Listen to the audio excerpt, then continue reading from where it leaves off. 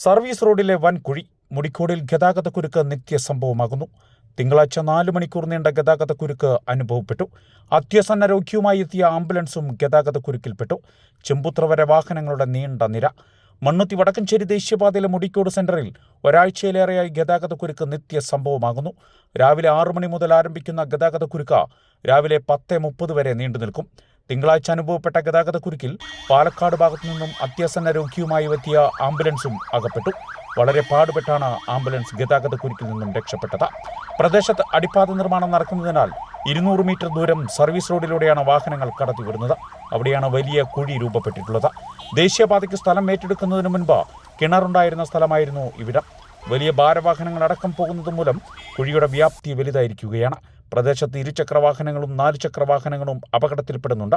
കുഴി രൂപപ്പെട്ട് 2 ആഴ്ച കഴിഞ്ഞിട്ടും കുഴി അടയ്ക്കുവാനോ ടാറിംഗ് നടത്തുവാനോ കരാർ കമ്പനി ഇതുവരെ തയ്യാറായിട്ടില്ല.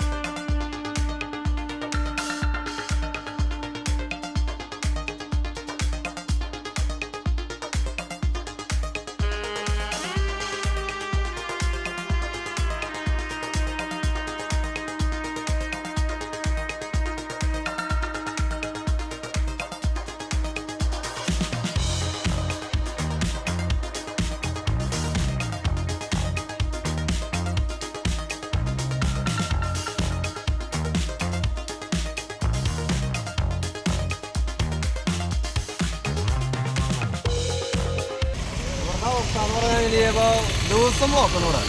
അവരുടെ ഫോറസ്റ്റ് അടിക്കാൻ ഇന്നലെ പറഞ്ഞു. അപ്പം ഇന്നലെ ലേബറില്ലാത്ത കാരണം അവർ ഇന്നലെ ചെയ്യാതെ ഇന്ന് വരാമെന്ന് പറഞ്ഞു. ഇന്ന് 5 മിനിറ്റിനുള്ളിൽ വരാമെന്ന് പറഞ്ഞു. ഇതുവരെ സാധനങ്ങളെ ചെയ്തില്ല.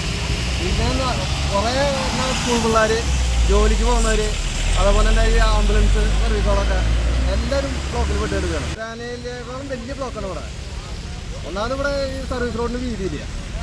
ഈ ഹൈവേ ഏറ്റെടുത്ത സ്ഥലം ഏറ്റെടുക്കുക വെച്ചിട്ടുണ്ടെങ്കിൽ ഇത്തിരി കൂടി വീതി ആയി സുഗമമായിട്ട് വണ്ടികൾക്ക് പോകാം. വണ്ടികൾ ഇടയ്ക്കിടയ്ക്ക് തൊട്ടുണ്ട്. കാറുകൾ ഒന്നാമത് അവർ നേരെ പോകാൻ പറഞ്ഞാൽ പോവില്ല. അവർക്ക് വന്ന വഴിക്ക് അങ്ങനെ കട്ട് ചെയ്ത് കയറണം.